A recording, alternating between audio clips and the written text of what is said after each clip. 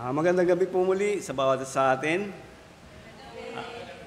Gayon din po sa kanila pong mga tahanan, nanonood at patuloy na kikinig ng pong mga salita ng Panginoon. At muli po tayo po ay dadako sa isang panalangin. Inayahan ko po kayong tumayong lahat. Aming Amang Banal na makapangyarihan sa lahat, sa iyong kapurihan at kalulatian sa gabing ito, iniingi po namin, Panginoon, ang iyong pangunguna sa aming kalagitnaan, maging sa iyong lingkod sa paghahayag na iyong mga salita na naway ito'y magbigay patuloy, kalakasan at patuloy na unawa sa iyong pong layunin sa bawat isa sa amin. Kung ano man po aming mga pagkulang, kami ay iyong linisin. Dalahin din po namin, Panginoon, ang mga kapatiran, patungo rito, ingatan, gabayan, at makasama namin sila sa iyong pong inihandang kalakasan mula po sa iyong salita. Salamat po ng marami. Lahat po tayo aming dalangin sa pangalan ng anak na si Jesus. Amen. Manatili po tayo nakatayo para sa pag-awit. Magandang gabi po sa ating lahat. Good evening. Yan, tayo po ay umawit. I just keep trusting my Lord.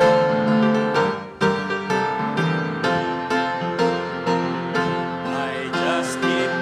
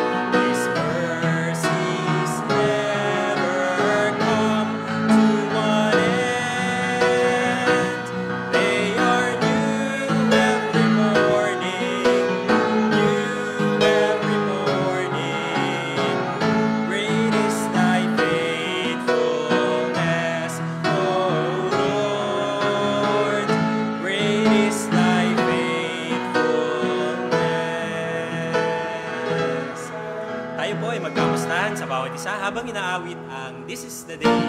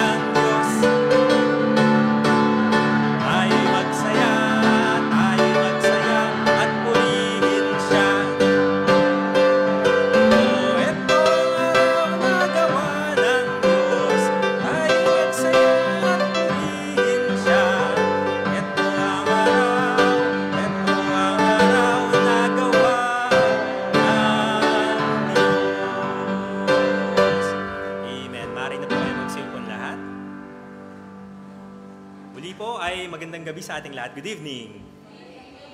Ayan. Yan po, tayo po ay dadako sa ating announcements and reminders. Yan po, no? Daily Bible blessings every morning from Monday to Saturday via Bethany Cubao's members group chat, Facebook page, and YouTube channel. Ayan, ang ating midweek service and prayer meeting po, Wednesday pa rin po tayo, 7 p.m. Ayan, ang ating Sunday worship service, nagsisimula po tayo ng 9 a.m. Meron po tayong face-to-face at meron din po tayong online streaming. Ang topic po natin sa Sunday, darating May 18, huwag maghiganti, Romans 12:17. At meron na pong adult Sunday school class. Resume na po kayo. Every Sunday po yan, 3 p.m. sa Begonia Room. Go Ye Cubao, weekly activities. Meron pong Bible study every Wednesday and Saturday. At PKBC and tract distribution every Saturday. Bible study, prayer, fellowship, and monthly worship service sa Camarin, Caloocan every Friday. At home Bible study sa San Mateo, Rizal every Saturday po yan. Ganyan din ang worship service sa Taytay, Rizal every Saturday din po. At tuwing last Sunday of the month, meron po tayong special missions gift giving at Lord's Supper na pagkatapos po ng adult Sunday school class. Meron po tayong First Time Visitor Sunday ngayong May 25. At sa susunod din po, every last Sunday na rin po yan. So, i-invitayin na po natin yung ating mga bisita. Ayan. At patuloy pa rin po tayo, each one bring one every Sunday and every Wednesday. So, hindi po siya limited ng Sunday lang, no? Pati Wednesday. Ayan po. Muli po tayong tumayong lahat para po sa isang pong awitin, Pass It On.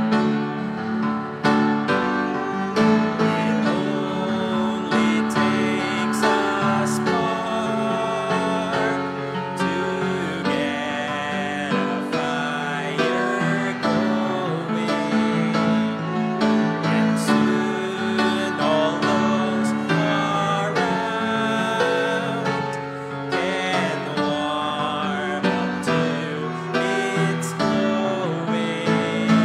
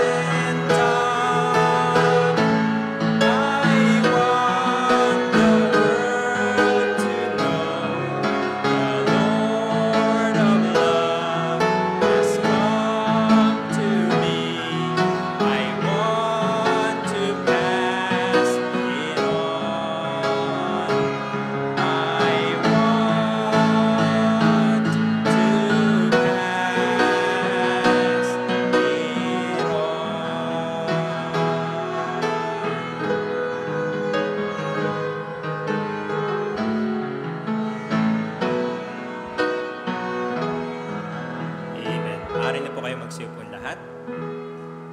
Ngayon po, para po sa pag-aaral ng salita ng Diyos, tuwayin po natin Brother Conrado Castillo. Muli po sa bawat isa, magandang gabi sa ating pong midweek service, maging sa kanila pong mga nasa tahanan, nanonood at nakikinig po mula po sa salita ng Panginoon. At napakabilis po ng panahon, at kalahatian na ng Mayo. At nariyan na ang ulan. Umulan man, umaraw, di ba? Talagang patuloy po tayo sa Panginoon. At sa ating pong pag-aaral, ang ating pong paksa sa gabing ito ay may pamagat, maging magandang halimbawa sa lahat. Yan po isang bagay na hinihingi po sa atin nang maging ang ating Panginoong Hesus nung siya ay narito pa man sa lupa. At ang ating pong teksto ay magmumula sa unang Timoteo, chapter 4, verse 12 at 13. Dalawang talata lang po ito, no? 1 Timothy chapter 4, verse 12 and 13. At atin po itong babasahin sabay-sabay, no? At hilingin ko kayo na tayo kayong lahat at sabay-sabay po natin itong basahin. 1 Timothy chapter 4, verse 12 at 13. Handa? Basa, huwag amakin ng sino man ang iyong kabataan, kundi ikaw ay maging uliran ng mga nagsisampalataya sa pananalita, sa pamumuhay, sa pag-ibig, sa pananampalataya, sa kalinisan. 13 po, hanggang ako'y pumarian ay magsikap ka sa pagbasa, sa pangangaral, sa pagtuturo. At manandali po tayong dumulog sa Panginoon, hindi tayo ng unawa at biyaya mula sa Kanya pong salita. Ama, muli sa iyo po namin tinatagubilin ang mga talata dito sa 1 Timothy chapter 4, verse 12-13, na naway ito'y magbigay sa amin patuloy na kaunawaan bilang iyo pong mga anak, bilang iyong mga lingkod, na kami po ay maging bahagi, lalo na sa paghahayag ng salita. Hindi man kami pastor, hindi man kami Panginoon na leader ng iglesyang ito, ay kami hinihiling mo na maging tagapagdala ng iyong ebanghelyo, ng kaligtasan sa maraming kaluluwa sa man kami naroon. Patawad po sa aming pagkukulong. Nawa man na Espiritu ang siyang manguna at magbigay unawa sa amin sa pag-aaral mula sa iyong mga salita. Ang lahat ng ito ay aming dalangin sa pangalan ng anak na si Jesus. Amen. Okay, magandang gabi mo muli at po kayong lahat. Medyo nauutal. At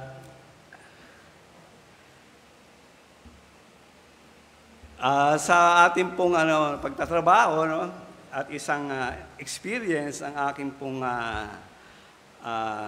napagdaanan, nung ako po'y pumasok doon sa Westinghouse, sa planta nito na nagagawa ng mga refrigerator, air condition, At ako po ay nalagay doon sa mabigat na gawain, doon sa kung tawagin ay press shop, yung mga maliliit na, hindi lang maliliit, mula doon sa body hanggang doon sa pinakamaliit na spare parts ng refrigerator ay ginagawa namin. At doon sa presya po, mabigat, mayroong mga cutter doon, may mga machine. At marami po doon ang na-aksidente. Napuputulan ng kamay, daliri. At mayroon pa nga po na ipit ng ng forklift. Ganun po kabigat sa planta. Kaya nga po sa pagsisimula nito ay mayroon pang mga briefing, ginagala ka dun sa loob ng planta at kayo may mini-meeting kung ano yung dapat ninyong kasuutan. Kasi kompleto yan, lalo na dun sa amin, madulas yan, maraming langis yan. Kasi mga makina, ang dami yan. Kaya kailangan kompleto ka ng yung protection sa katawan. Meron pang mga safety shoes, ayan, Sa mata, meron din. Meron pa sa helmet. Kompleto po yan, At dito po, makikita po natin na sa buhay po ni Timoteo, kasi siya po ay isang batang makakahawak ng gawain doon sa Efeso. At dito po ay talagang nandoon yung maaring takot, kasi sa simula talaga pagbibigyan ka ng isang tungkulin, ay naroon sa isip mo na hindi ko ito kaya. Maging dito sa ating gawain, di po ba? Kapag binigyan tayo ng isang tungkulin ay inaayawan kagad natin, lalo na yun yung umpisa. At dito po yung mga paalala ni Apostol Pablo kay Timoteo. At dito po sa paalalang ito ay hindi lamang siya ang magtatanggap ng paalalang ito, maging tayo sa sa huling panahon. At hindi lang mga leader, maging ang bawat isa sa atin. Tayo po ay leader, unang-una nga po sa ating mga tahanan. Kaya ito po ang mensahe na ito ay para sa lahat to. At kaya nga po na ito ay ibinahagi ni Apostol Pablo kay Timothy para siya ay ma-encourage. Malaman niya kung ano yung kanyang haharapin na mga kabigatan sa kanyang tungkulin, hirap, sakripisyo. Kasi ganyan po talaga At lalo na nung unang mga misyonaryo, di po ba, ay wala talaga, walang-wala. Sila ikang dala, hindi katulad sa panahon natin ngayon, ay may tulong mula sa ibang mga simbahan. Pero sa kanila po, wala po. Kaya nga si Apostol Pablo, siya mismo ay gumawa ng kaparaanan para hindi siya maging pabigat doon sa mga pupuntahan nilang mga misyon. At dito, yun po yung inihayag dito ni Apostol Pablo kay Timothy. At meron lamang po itong tatlong bahagi, At bago po tayo magsimula doon, sabi nga dito sa Matthew 12:33, sabi rito, Panginoon, nagsasalita dito, sabi niya, o pabutihin ninyo ang punong kahoy at mabuti ang bunga niyon. O pasamain ninyo ang punong kahoy at masama ang bunga niyon, sapagkat ang punong kahoy ay nakikilala sa pamagitan ng kanyang bunga. At dito nga po talaga makikilala natin kung sino ang tunay na ligtas, kung sino ang tunay na mga Kristiyano, kung sino ang tunay na ginamit ng Panginoon para kagaya nila Pablo at Timothy para mag-misyon sa ibang bansa. At kaya nga po na maging sa buhay natin, kahit na hindi tayo pumaparoon sa mga misyon, ay nahaharap tayo sa mga gawain. Hindi lamang dito sa loob ng iglesia, kundi maging sa labas nito at sa mga iba pang lugar. Katulad doon sa Taytay, Camarin, di po ba, San Mateo, at iba pang panig dito sa ating Metro Manila. Kaya nga po tayo, ay binigyan ng paalala mula kay Pablo. Upang sa gayon, tayo na mismo ay haharap sa isang mga tungkulin o gawain na mabigat.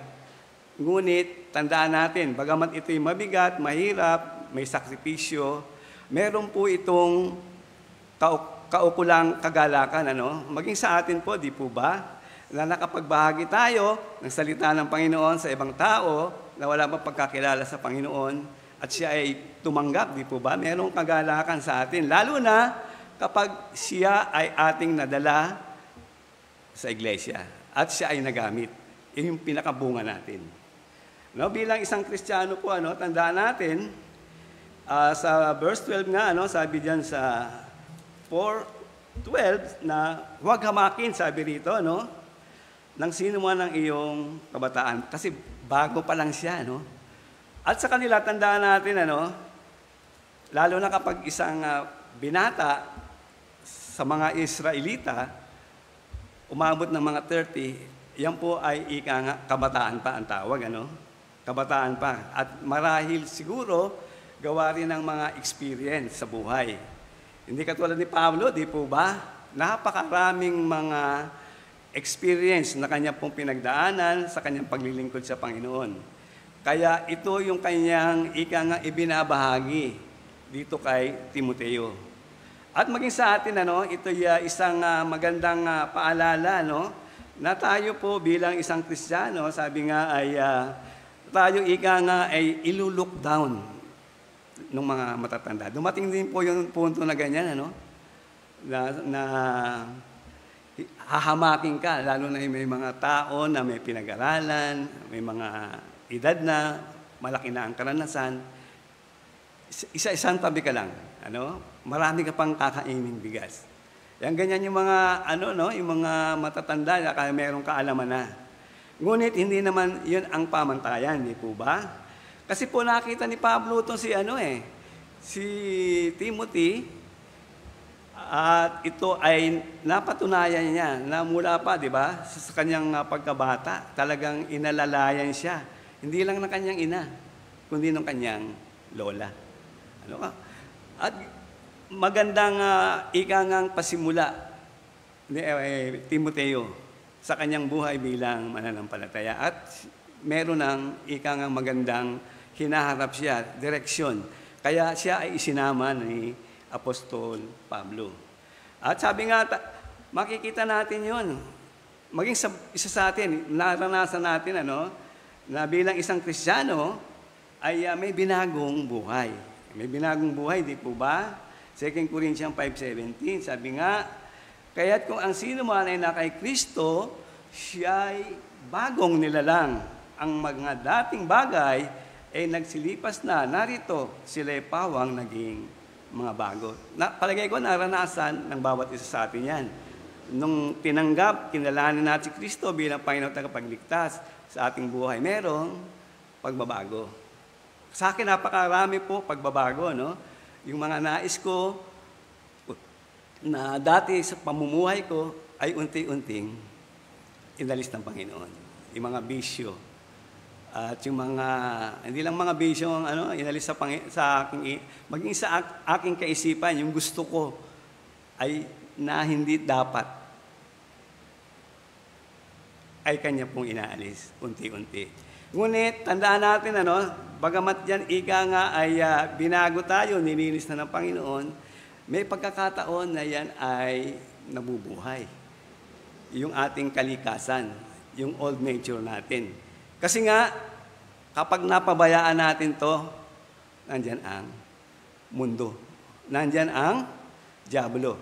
Nandyan ang pagnanais ng ating sarili. Kaya kung minsan, tayo ika nga ay nawawala sa line-up sa paglilingkod sa Panginoon. Kasi nga, yung gusto natin, kuminsan yun yung ating nagagawa, hindi yung gusto ng ating Panginoong Diyos. Kaya tandaan po natin, alam ko yan na may pagbabago sa ating buhay. Hindi natin magagawa ang isang bagay, lalo na ako. Isang tao na mula sa pool, sa aking pagsibol, paglaki, ay naroon yung takot, naroon yung hiya. Ngunit, napatunayan ko na may gabay. Ng banal na Espiritu. Sabi nga dyan sa di po ba? Sa Galatians 5:22, dadapwat, sabi rito, ang bunga ng Espiritu ay pag-ibig, katuwaan, kapayapaan, pagpapahinuhod o long-suffering, kagandahang loob, kabutihan, pagtatapat, verse 23, kaamuan, yung merong calm temper of mind, at gain din yung humility, yung pagpigil, self-control. Kaya lahat po yan, nasa atin na, mula nung banal na Espiritu ay nanahan sa ating buhay. Kaya nga, merong pagbabago sa atin. Nandiyan yung pag-ibig, kapayapaan, di po ba? May kagalakan tayo sa kabila ng mga pinagdaraanan natin sa ating buhay, maging sa ating paglilingkod. At halos magkakalapat yan. Yung mga katangian na yan, ito po'y katangian ng Panginoon nung nandito siya sa ibabaw ng lupa. Kaya tayo bilang mga mananampalataya, kung nais natin na lumakad sa Espiritu, makikita po natin ang lahat ng yan sa ating buhay, yung pagbabago. Kaya maging yung mga nasa kulungan, di po ba? Nasa bilibid, nagkakaroon ng pagbabago. Bakit? Kasi sila ay pinapanahanan ng banal na Espiritu. Kaya tandaan natin, lahat tayo ay meron yan. Dapat ay mahayag, makita sa atin, buhay ang mga bunga niyan ng banal na Espiritu. At kailangan po tayo ay lumalakad sa gabay ng salita ng Panginoon. Kaya nga napakahalaga ang salita ng Panginoon sa atin sa araw-araw. Parating paalala, di ba, ng ating pastor, mga nagtuturo sa atin, na huwag natin kaliligtaan ang pagbasa, pag-aaral mula sa salita ng Diyos.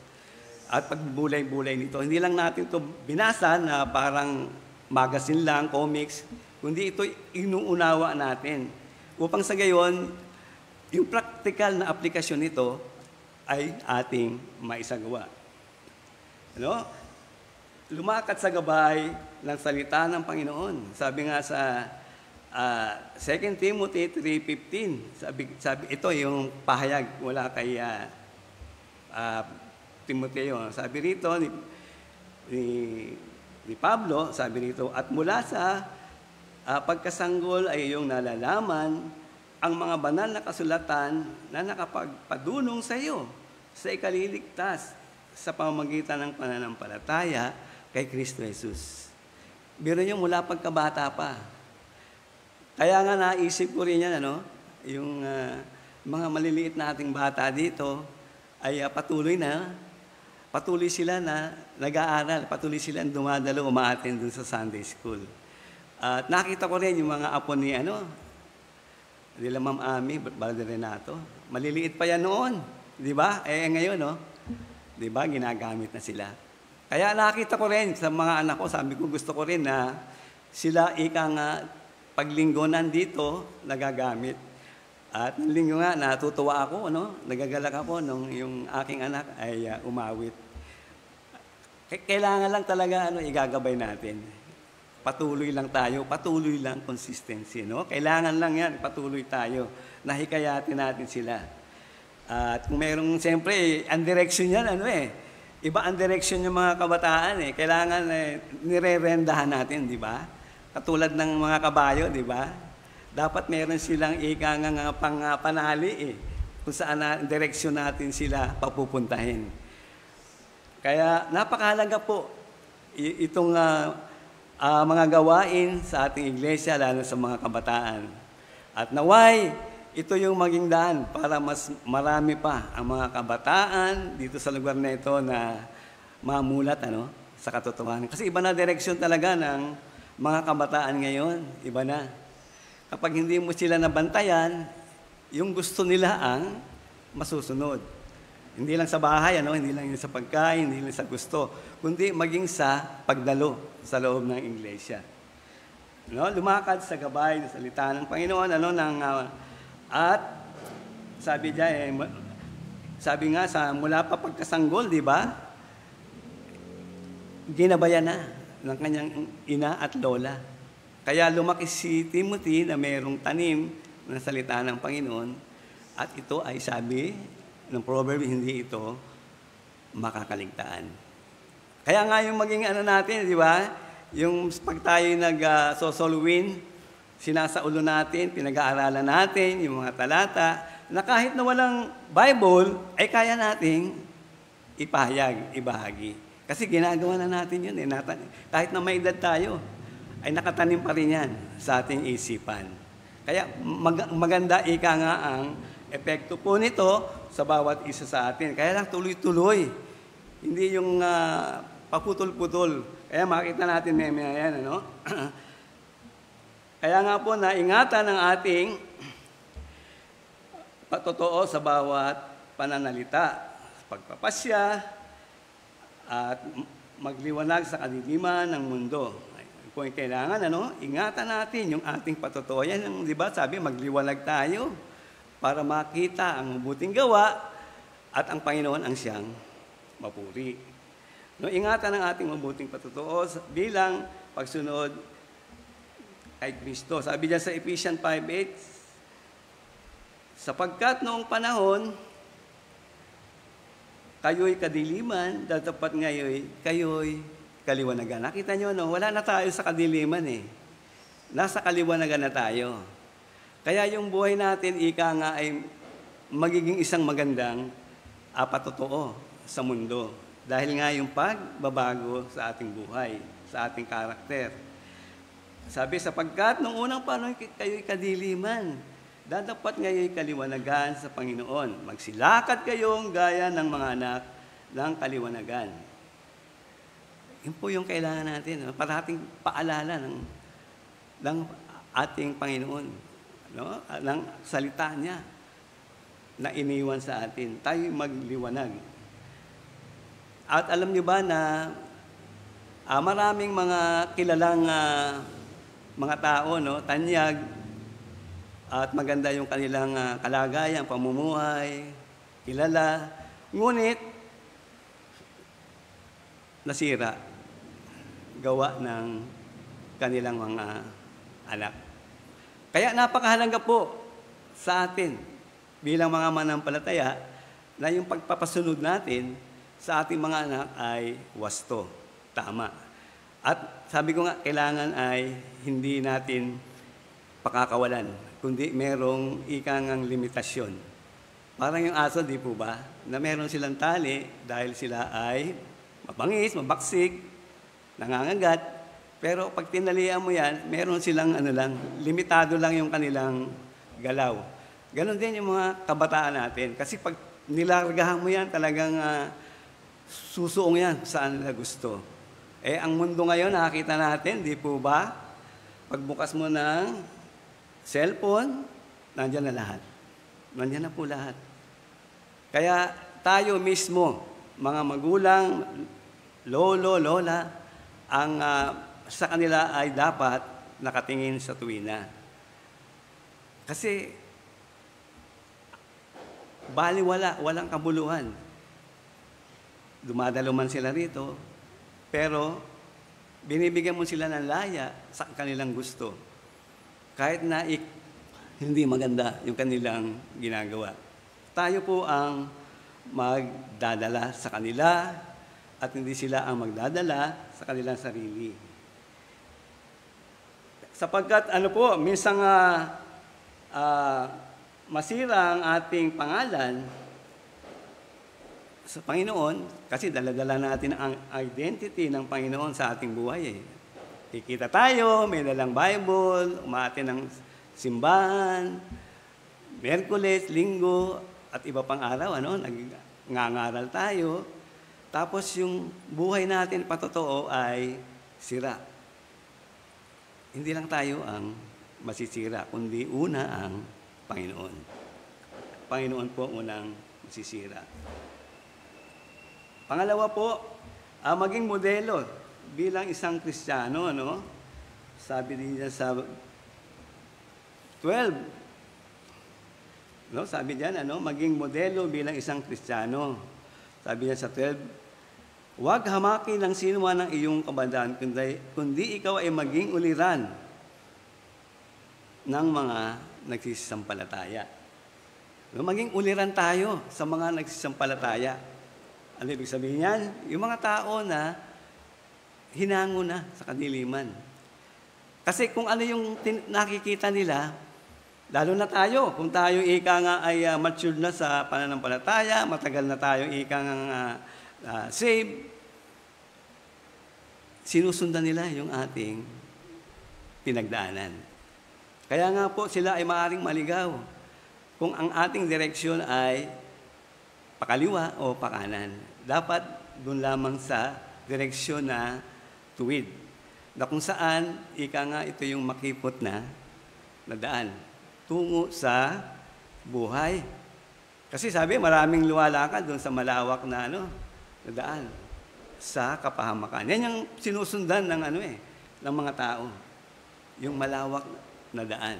Kung ano yung nakikita, kung ano yung naririnig, yun yung kanilang ginagawa. Di po ba? Maging yung ayos ng pangangatawan nila, yung kasuutan, yun yung kanilang ginagawa. Na kung minsan ika nga ay hindi na tama. Di po ba? Yung mga kalalakihan, mayroong mga hikaw, hindi lang isa, di po ba? Mga babae, nagpapalagay ng mga marka sa katawan, mga tato, di po ba? Na hindi naman dapat eh. Maganda, maaaring maganda yung nakaguhit, pero kung titingnan mo, alamin natin sa salita ng Diyos, yan ay pinagbabawal ng Diyos noong pa man sa Old Testament. Na huwag nga dudumhan ang katawan. Pagdudumi po sa katawan niya, kita niyo ba, no? Minsan ang pangit, buong braso, mga kalalakihan, para sa kanila, talagang sikat sila eh. Pero sa harapan ng Panginoon, ano po ang kanilang kalagayan? Maging yung mga kababaihan, di po ba? Ang gaganda sa mga bato, sa mga binti, may mga kulay pa, maganda pero hindi po nararapat. Yun po, ang takbo ng mundo yan eh. Yan ang sistema na sinusundan ng mga tao. Maging modelo bilang isang Kristiyano, no? Huwag ka maki ng sino man ang iyong kabataan, kundi ikaw ay maging uliran ng mga nagsisampalataya sa pananalita, sa pamumuhay, sa pag-ibig, sa pananampalataya, sa kalinisan. Yan po yung layunin ni Apostol Pablo kay Timoteo na ma-encourage siya, magbigyan ng paalala at hamon bago siya ay iharap sa kanyang hahawakang mga tao. Kaya nga po ang ating pong buhay dapat ay naroon yung paggalang mula sa mga bata, pangkaraniwan tao, may kaya man o wala, maging sa mga matanda. Nandun po yung paggalang sa atin. Kasi ito yung ginagawang pagbibiro. May nakasama akong ganyan. Doon sa trabaho. Kristiyano siya, pero yung pag-uugali niya ay kakaiba. Hindi naayon sa salita ng Panginoon. Kaya nga po, maging bata man, matanda, sa lahat ng uri ng mga tao, mayroong paggalang at pagsunod.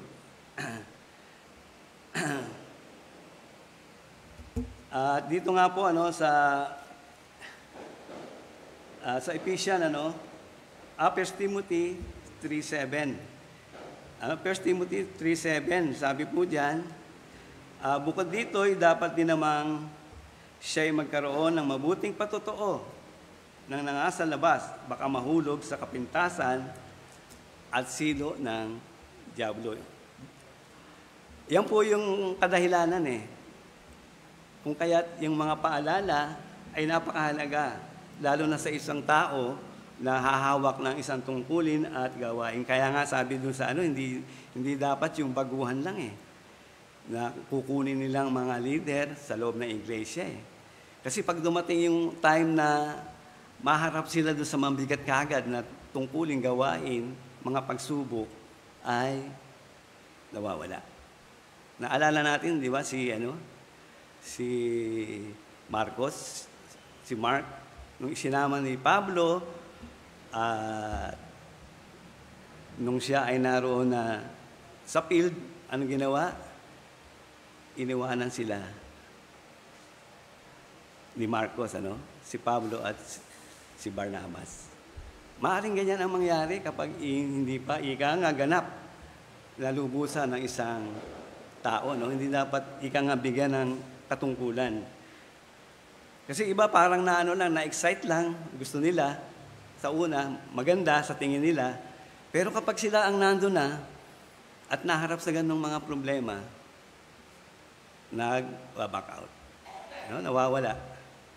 At karamihan, di ba, po ganyan Maraming may gusto na mga magamit ng Panginoon, pero tumatagal ang panahon, unti-unti nawawala.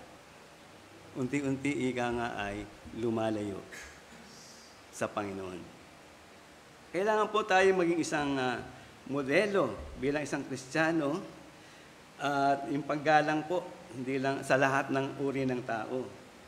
At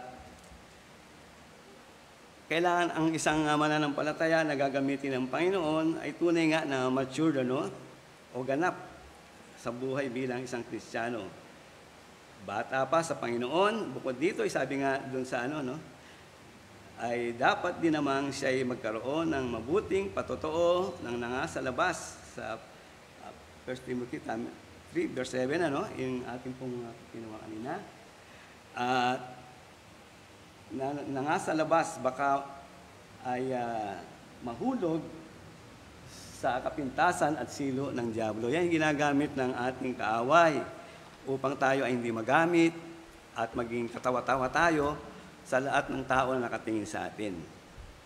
At kalimitan nga po, sabi nga ay kapag bagong ganyan, ay sinusubukan nila, lalo na ng mga bagong lalo na yung mga datihang mga mananampalataya, Kaya nga dito, sabi ni Apostol Pablo, huwag hamakin, sa verse 12, sabi, huwag hamakin ang sino man ng iyong kabataan. Ano man ang iyong edad, ikaw ay magagamit ng Diyos. Anong uri man tayo, ika nga ng pinag-aralan, may mataas o hindi tayo ika nga nakatapos, magagamit tayo ng Panginoon. Nandun yung ika nga yung willingness na ipagkaloob, ipagkatiwala natin sa Panginoon ang ating sarili. Kasi talagang ang Panginoon ay merong inihanda na sa atin. Ang kailangan lang ay tuklasin po natin yun, hanapin natin, at isagawa. Parang parang puzzle, di po ba? Bago mo mabuo ang ika nga kabuuan yan, ika nga ay hahanapin mo muna kung saan ba yung mga pinakamadali para ito ay mabuo. Merong ika nga pagtitiis, paghihirap, pagtitiyaga, at may sakripisyo. Ganyan po ang mananampalataya. Ano man ang ating edad ay magagamit tayo ng Diyos. At makita muna sa buhay natin ang pagsasagawa ng ating itinuturo. Ayan, yung tinatawag nating talk, walk, sinasabi natin, yun yung ating ipinamumuhay. Kung babasahin natin sa wala po dyan, sa Matthew 23, di po ba, yung yung banggit ng ating Panginoon sa mga eskriba at pariseo. Sa verse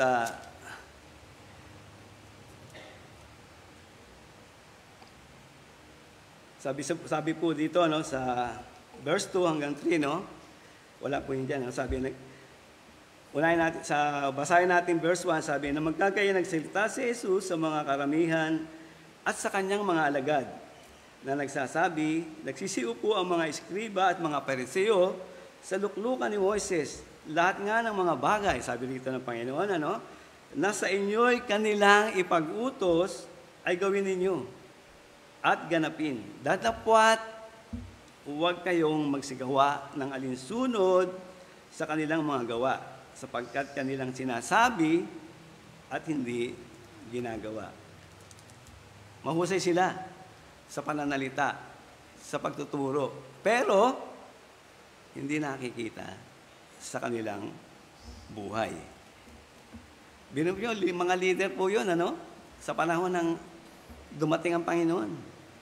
Ngunit, ang katotohanan ay nakatago. Nakatago sa kanilang buhay.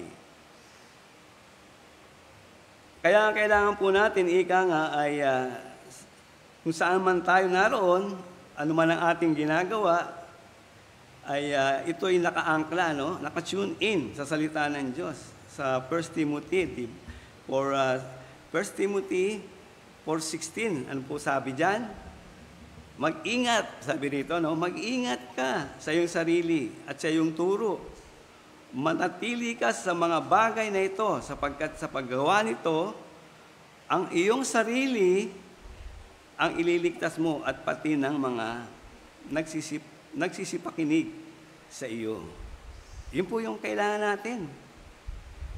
Kaya ang isang mananampalataya ay naroon ang kanyang pag-iingat sa kanyang mga patotoo, sa kanyang pananalita, sa kanyang paggawa. Na dapat ito ay nakatama, nakatune mula sa salita ng Panginoon. Kaya nga, ang Panginoon, di ba, nung siya ika nga ay narito, ay sabi po nga niya, no, na sundan ang iniwang halimbawa ni Pablo at ng Panginoong Hesus. Kaya nga sabi ng ating Panginoong Hesus na sapagkat kayo'y binigyan ko ng halimbawa upang gawin naman ninyo ayon sa ginawa ko sa inyo. 13:15 ng John. Kaya sa ating buhay po ay kailangan. At maging si Pablo, makikita rin po natin sa 1 Corinthians 11:1. Sabi niya, wala rin po dyan, no? Na maging tulad kayo sa akin, nagaya ko naman kay Kristo. Kaya marami tayong makikitang mga passage, na nagpapakita po na yung magandang halimbawa nila mula po sa kanilang buhay. Na yun, ika nga ang pinaka magandang tularan, lalo na tayong mga mananampalataya.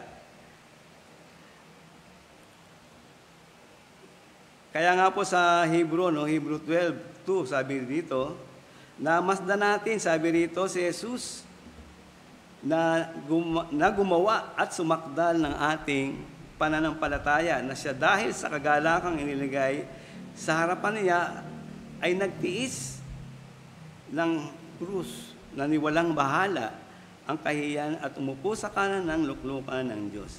Talagang naroon po yung mga paghihirap.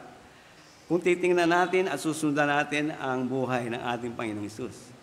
Ngunit, ang kagandahan po noon ay mayroong magandang resulta. Hindi dito man, doon sa kabilang buhay. Kita nyo, dahil sa ginawa ng Panginoon, sakripisyo sa kanyang buhay, inalay niya ang kanyang sarili, at nang matapos po yun, sabi rito, siya ay umupo sa kanan ng luklukan ng Diyos. Meron ika nga siyang magandang ika nga nagawa, at may magandang ika nga bahagi sa kabilang buhay. At yun po ang ating sinusundan bilang mga manampalataya at maging si Apostol Pablo.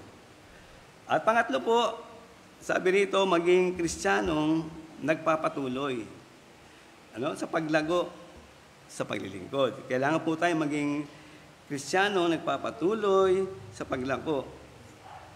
Balik tayo sa di po ba? Sa verse 13. Sabi diyan, sabi sa 1 Timothy 4:13. 1 Timothy 4:13, sabi diyan, hanggang ako'y pumarian, ay magsikap ka sa pagbasa, sa pangangaral, sa pagtuturo. Kaya, yan po inilagay, dito sa ikangang paalala o hamon ni Apostol Pablo kay Timoteo, ito ay napakahalagang bagay na dapat natin na isagawa bilang mga mananampalataya. Kasi talagang yung kaalaman, karunungan, ay malalaman natin mula po sa salita ng Diyos. Sa ating pong gagawin, sabi nga dyan ay sa pagbasa, sa pagbasa, sa pangangaral, sa pagtuturo. Kaya lahat po tayo mayroong bahagi. Hindi lamang iilan o sino man na mga mananampalataya. Kailangan po, unang-una ay magkaroon tayo ng consistency, Kailangan tuloy-tuloy, hindi nagsasawa o hindi tumitigil o hindi patigil-tigil, kundi nagpapatuloy. Kaya nga sa Colossians 1:23, po sabi niyan? Kung tunay, sabi rito, kung tunay kayo'y namamalagi sa pananampalataya na nababaon at Yan, babasahin na. At matitibay at di makilos sa pag-asa sa Ebanghelyo na inyong narinig na ipinangangaral sa lahat ng mga nilalang sa silong ng langit na dito akong si Pablo ay ginawang ministeryo. Kaya nga po sa buhay natin na sabihin natin, hindi ko kaya yan, wala akong alam yan hindi ko magagawa yan. Pero sa patuloy po nating ginagawa sa ating pagdalo, unti-unti nakikita natin kung ano ang layo ng Diyos sa ating buhay. Meron tungkulin na ibibigay sa atin ang ating Panginoon. Simula ito sa maliit na bagay, na gawain, at ito'y kanyang pinalalaki. Habang tayo nga ay nagsasaliksik kung ano yung kalooban niya sa ating buhay. Kailangan po yung pagsisikap at makaalam ng kalooban ng Diyos para sa atin. At gayon din na nangunguna sa mga tungkulin na magamit na maging uliran sa ibang mga Kristiyano o mga taong wala pang bahagi sa gawain. Tayo yung nagiging encouragement naman nila, lalo na yung mga baguhan. Unti-unti na sila ay nakakakita sa atin yung mahalagang bagay. Kaya iyon ay nagiging magandang halimbawa tayo para sa kanila. At sabi nga sa 2 Thessalonians 3:7, sabi diyan, sapagkat kayo rin ang nakakaalam kung paano kami ay inyong dapat tularan, sapagkat kami hindi nangag-uugali ng walang kaayusan sa inyo. Kasi meron sa ating mga nakatingin. Meron tayong mga tao na sinusubaybayan tayo. Lalo na yung mga tao sa ating kapaligiran na wala pang Kristo. Wala po. Sila yung nakatingin sa atin Kagaya sa Panginoon, di po ba? Nung ang Panginoon narito, hinahanapan siya ng pagkakamali para mapulaan siya. Ngunit, hindi po sila nakakita ng kamalian mula sa Panginoon. Bagkus sila po ay napahiya. Kaya nga po kung sa katotohanan tayo ay hahawak, dadaan, mamumuhay, napakaganda po. Sapagkat tunay na ito'y magiging magandang halimbawa sa kanila at maging sa atin. May kagalangan tayo para magpatuloy sa mga gawain na ating ginagawa sa ating ministeryo. At dapat ay hindi nagiging sanhi ng kaguluhan sa loob ng iglesia. Sabi diyan sa 1 Corinthians, verse 10, sabi, ngayon ipinamamani ko sa inyo, mga kapatid, sa pamamagitan ng pangalan ng ating Panginoong Hesukristo, na kayong lahat ay magsasalita ng isa lamang bagay at huwag mangagkaroon sa inyo ng mga pagkabagabahagi, kundi kayo'y mga lubos sa isa lamang pag-iisip at isa lamang paghatol. Yun po yung kinakailangan natin, yung magkaroon ng Christian harmony, di po ba? Yung ating mga ginagawa. Walang inggitan sa ating kasi meron tayong kanya-kanyang bahagi o tungkulin. Kaya hindi natin pwedeng apunahin yung ating mga kapatiran, yung ating kapwa. Meron po silang mga tungkulin At tayo po, bilang isang katawan din, meron tayong ibang mga aktibidad o ministeryo na ginagawa. Kaya nga po dito ay pinamamanhik ni Apostol Pablo na tayo po ay magsalita ng isa lamang bagay at huwag magkaroon ng mga pagkababahagi. Kasi diyan nagkakasiraan sa loob ng iglesia. Kung kaya't ang gawain ko minsan ay sira. Gawa niyan.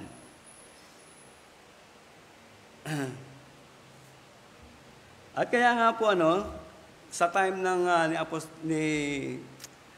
Ni Moises, di po ba na napakahaba nilang paglalakbay doon sa ilang para makarating doon sa Promised Land. At doon, halos sa 40 years na kanila pong pag-ikot, paggala doon sa wilderness. At doon, ika nga ay ginamit ng Diyos ang pagkakataong ito upang sa susunod na maging leader, si Joshua, ay makita niya kung ano yung mga kaparaanan. Kung ano ika nga yung mga dapat nilang isagawa na utos ng Panginoon. Kaya, kita nyo, no, bagamat ika nga bago si Joshua, sa paglilingkod, ay alam niya na, kabisado niya na kung ano yung dapat niyang gawin. Kaya yung mga tao, nandun yung paggalang sa kanya. Sabi nga nila, kung ano yung iniutos ni Moises, ay gayon din ang sa amin na kami ay susunod. Kaya nakita natin, sila po ay nakapasok sa Promised Land at nagtagumpay. Bagamat maraming mga hindrance, maging yung mga kasamahan nila na nagbalita na hindi maganda ang Promised Land o yung pangako ng Panginoon na lupa. Kasi malalaki daw yung mga higante, hindi nila kaya. Matataas yung mga yung mga bakod. At sila ay hindi magtatagumpay. Kaya yung mga tao halos gusto nang bumalik uli doon sa Ehipto. At gusto nilang pagbabatuhin si Moises at si Joshua. Ngunit ipinakita ng Diyos na itong mga taong ito na sumusunod sa Kanya, ika nga ay magiging isang magandang patotoo. Kaya tayo po, maging mga mananampalataya na bago, huwag natin tingnan na hindi natin kaya o wala tayong magagawa. Unti-unti lang po yan. Hindi bigla ang paggagamit ng Panginoon sa kanyang mga anak. Kita nyo si Joshua, napakahabang panahon sa paghahanda sa kanya. 40 taon para siya ay maging leader. Gayun din si di po ba? Kung naalala natin si David, di po ba? Ilang taon pa lang siya noon, binuhusan siya ng langis. Napakahaba rin ang pag-iintay niya. Siya nakaalaga muna ng mga tupa. At nung nawala na sa eksena, si Saul, saka siya ay inilagay ng Panginoon bilang hari. At tayo man, bilang mga manampalataya, isipin natin, yung paghihirap natin, merong ikang hangganan yan. At balang araw, makikita natin na dahil sa ating katapatan, tayo ay papupurihan ng Panginoon. Hindi man dito, sa kabilang buhay. At sa ating pong pagtatapos, ay maging bago ka mga Kristiyano, sabi nga ay, ikaw ay gagamitin ng Diyos. Magsikap na alamin ang iyong bahagi sa ministeryo na kaloob ng Diyos. Kasi higit na nais ng Diyos ang malaman mo ang kanyang kalooban para sa iyo.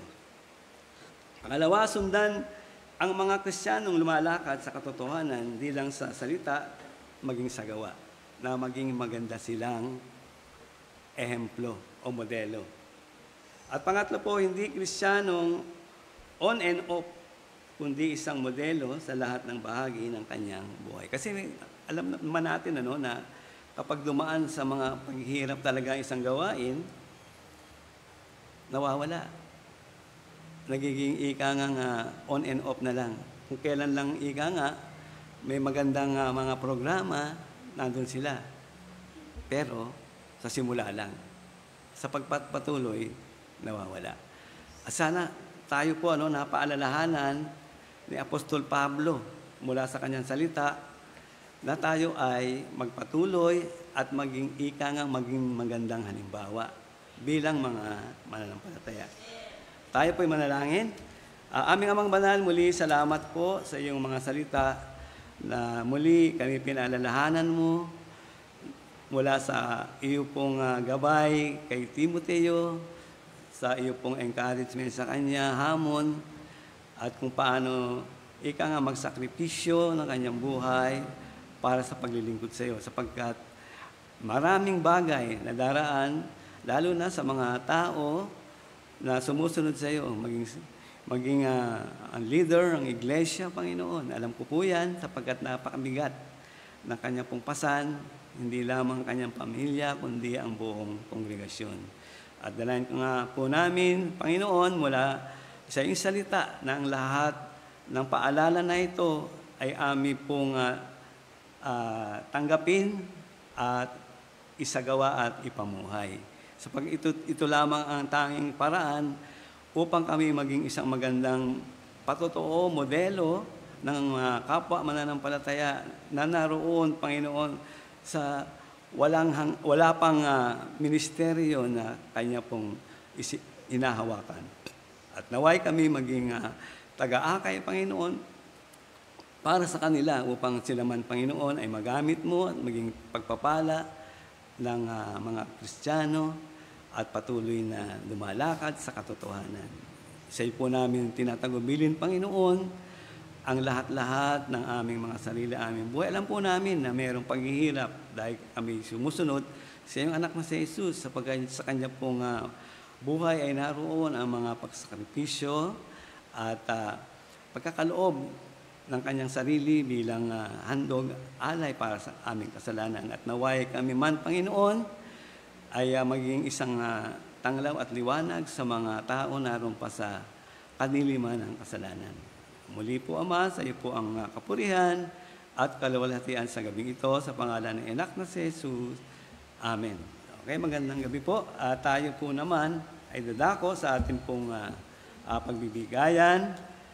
At sa mga kawikaan po, ay narito po ang sinasabi, kawikaan, Kabanatang 3, talatang 9 at 10, sabi diyan ay parangalin mo ang Panginoon ng iyong tinatangkilik at ng mga unang bunga ng lahat mong ani. Sa gayoy mapupuno ang iyong mga kamalig ng sagana at ang iyong mga alilisan ay aapawan ng bagong alak. At naway nagbigay po sa atin ng magandang hamon ang mga talatang ito upang patuloy tayo ay magkaloob sa kanya pong gawain. Tayo po'y manalangin. Aming Amang Banal na makapangyarihan sa lahat, salamat po sa oras na ito na kami po ay kakaloob at dalangin nga po namin sa aming pagkakaloob, malaki man ito o maliit, ay naroon, Panginoon, ang kagalakan sa aming puso sapagkat alam namin na ang aming pong ipagkakaloob ay magagamit sa iyo pong mga ministeryo ng iglesia, mga pangangailangan, lalo na nga po sa pagkakaloob sa mga misyonaryo upang humayo sa malalayong lugar, hindi lamang sa aming bansa, kundi sa ibayong dagat, Panginoon. Naway pagpalain mo ang bawat isa at maging ang malilikom na salapi na ito po ay maging daan upang maabot pa ang mga kaluluwa sa malayong lugar at mga liblib na lugar. Lahat pang ito ay aming dalangin sa pangalan po ng anak na si Jesus. Amen.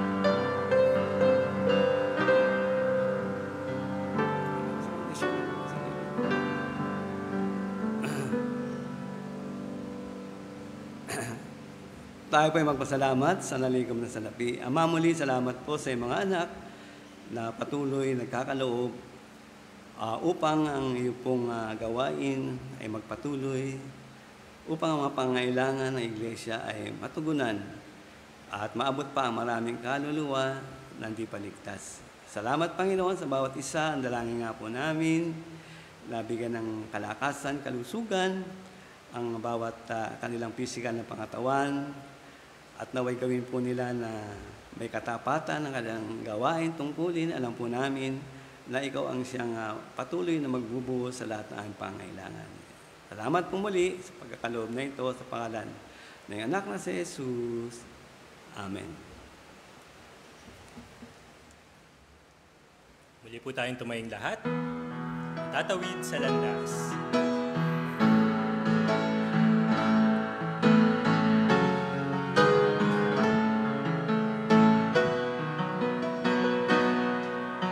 Sa bawat dahon ng aklat ng buhay, bakas ang luha na tumatangay. Inaanod ang pag-asa, unti-unting nawa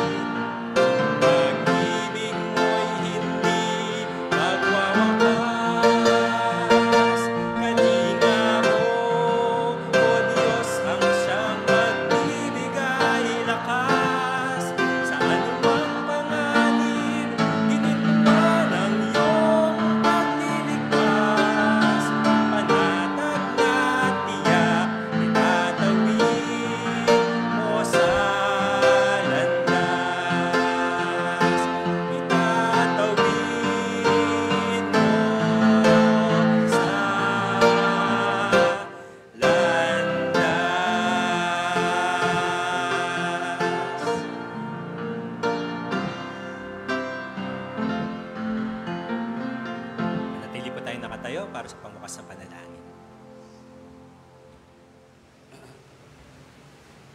Tayo po ay magpasalamat. Mapagpalang Diyos, salamat po sa kalayaan na kami po ay makapanambahan sa aming iglesia at makapakinig na iyo pong mga salita, mga paalala, hamon, encouragement sa bawat sa amin upang kami ay patuloy na maging isang liwanag, tanglaw sa mundong ito. At sa gayon ay maraming mga kaluluwa ang aming maakay tungo sa iyong kaliwanagan. Ama, dalangin ko rin po na kami maging isang magandang patotoo sa aming mga kapatiran, lalo na sa wala pang ministeryo na ginagawa o ginagampanan. Dalangin nga po namin na sila ay patuloy na mahamon at patuloy din gumawa para sa iyong kalwalhatian. Ama, muli, maging sa kanila pong mga tahanan, kung mayroon pang mga di nakakakilala sa iyo, na naway kausapin mo, Panginoon, na sila po ay magsisi, makilala ang anak ng si Jesus bilang kanilang personal tagapagligtas. Pagpalain mo pong Panginoon ang aming pong pansamantalang paghihiwalay sa gabing ito at pangunahan kami maging sa aming pong sama-samang pananalangin na naway ito ay aming hintayin sa iyo pong pagtugon sa oras na iyo pong ipagkakaloob. Lahat po ito ay aming tinatagubilin at pinasalamatan sa pangalan ng anak na si Jesus. Amen. Okay, magandang gabi po.